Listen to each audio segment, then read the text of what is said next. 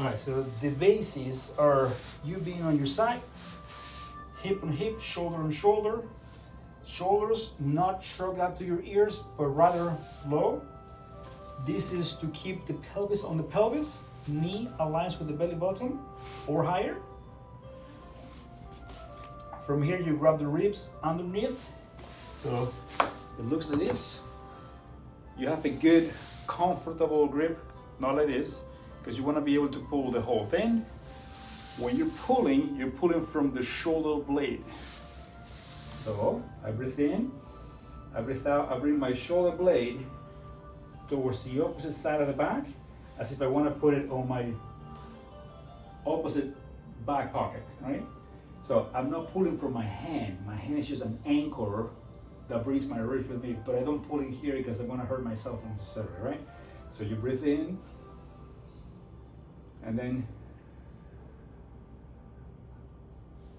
the breath in is 3 seconds on the abdomen, 3 seconds on the side ribs, trying to expand the ribs. The last 3 seconds on the back ribs as they insert in the T-spine. And you make a big breath, big rib cage. When you breathe out, it's easier to guide the body that way, right? So, on my side, grab the ribs. First I breathe in. If the breath in is good, then the release is easy.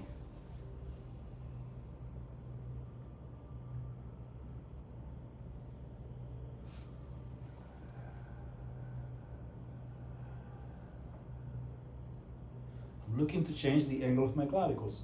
I was perpendicular to the ceiling, now I ended up here. Next time I want to go farther, I need to take a deeper breath. But what I'm going to do is I'm going to delay the breath out, so I match the breath out with the last degrees that I don't have. This from here to here, you already have. Right. So there is no point on, because now I get here and I find myself holding my breath, right? All right, so still breathing in.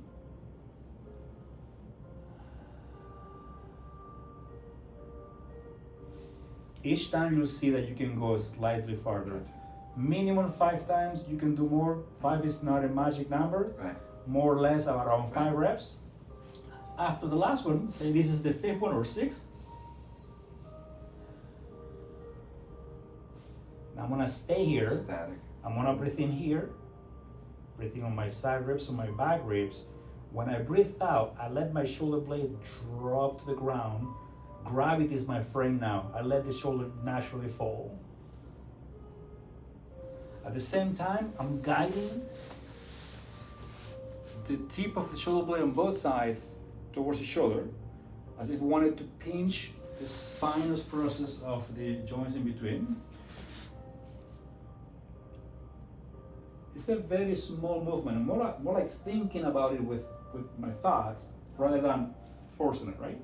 So besides going to each shoulder, I'm driving them down towards my opposite hip. So shoulder blades dropping, my shoulder blades are trying to pinch the spinous process. If the spine goes into my body as doing this, the sternum should be coming up and towards my nose. As that comes up, the clavicles feel like they are lengthening, as if I wanted to separate these joints here. If we were in construction, we put you in a bucket of cement. From your ribs down, nothing move. You want to create movement up from the ribs up. That's the thoracic spine. You're trying to lift the lower back out of the equation. If you feel like the movement is coming, if the foam roller is moving, likely you're moving from down here.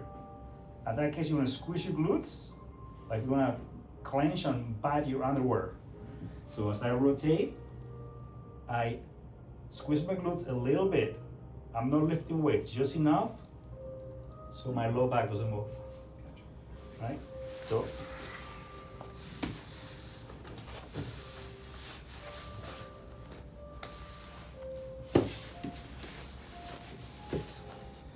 now I finish my rotations here. I breathe in, As I breathe out, the shoulder drops. I guide the shoulder blades together, stick my sternum out, the clavicles get lengthened. Once I'm closer to the ground, the second pillow gets on the way. See how my head is like this? Mm-hmm. That's like sleeping on your back with a big pillow, right? I'm gonna take this one off. Now I have more access.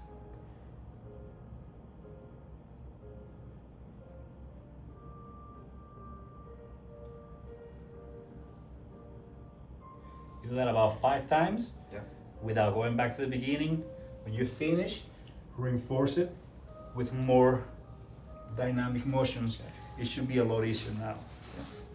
You do that on both sides. 5 dynamic, Mm-hmm. 5 static. Now Right. coming back to Then the a beginning, couple and then more. 5 more. Right. Again, 5 is just to guide you. Gotcha. You can do more or less. At least once a day. If you do it first thing in the morning, the rest of the day will have a good carryover from that exercise. Right. If you do it at night before you go to sleep, you're gonna find that you're gonna sleep actually better just because of the breath. Gotcha. The breath is silent in and out, has nothing to do with the sound, but rather more relaxation. Gotcha.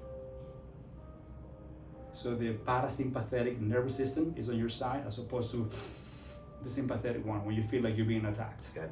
Sounds good? Yep. Questions now that we're in? No, I'm good. Okay, sounds I'm good. good. I'm good. I'm all set.